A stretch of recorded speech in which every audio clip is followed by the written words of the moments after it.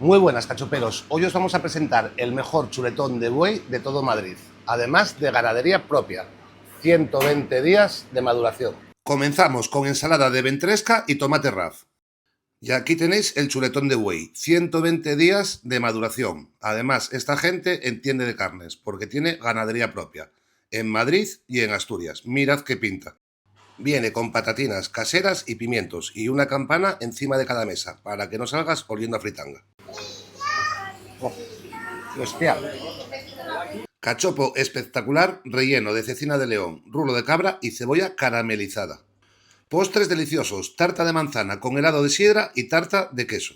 230 euros para 4 personas. Su nombre es el Rincón Asturiano 2, en la calle Delicias de Madrid, y la verdad que estaba todo delicioso.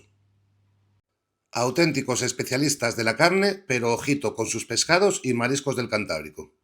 Tienen expuesto el Campanu 2024, 19.300 euros su subasta. Y como buen asturiano, la Santina tiene que tener su propio rincón. Y también tienen una tienda gourmet con productos casi todos asturianos.